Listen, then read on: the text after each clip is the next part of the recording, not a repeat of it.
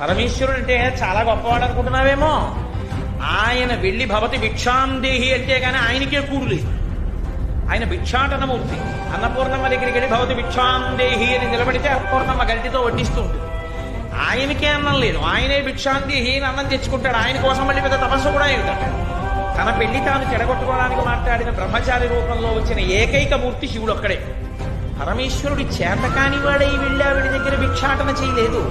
ఆవిడంత చేతకానివాడని నువ్వు వచ్చి భవతి భిక్షాందేహి అంటే అన్నం పెట్టననేటంతటి తేలా అంత అహంకారంతో ప్రవర్తించే స్త్రీ ఆవిడ కాదు. ఎందుకు నిలబడ్డాడో తెలుసా అండి ఆయన?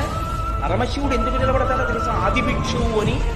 లోకంలో ఎప్పుడు ఎక్కడ ఎవరికి ఏది కావాలన్నా కదలికలన్నీ ఆవిడే ఇవ్వాలి. ఆవిడ ఇవ్వాలిరా. కాబట్టి ఆవిడ దగ్గరికి వెళ్ళి అమ్మా నాకు అన్నం పెట్టమ్మా అని అడగరా అంటే నేను అంతవాణ్ణండి, నేను ఇంతవాణ్ణండి, నేను వెళ్ళి ఎలాగో ఆడదాని దగ్గర చేయి చాపుతానండి అంటారేమో. ఒరే, లోకములన్నిటినీ సృజించి పెంచి చిట్ట చివర నాలో లయం చేసుకోగలిగిన నేనే వెళ్ళి ఆవిడ దగ్గర నిలబడ్డాను, ఇక నీకేమో మనం నిలబడ్డానికి అని అందరినీ ఆవిడ దగ్గరికి పంపి ఆవిడ అనుగ్రహం కలిగింప చెయ్యాలని ఆయన నిలబడ్డాడు. చేతకాని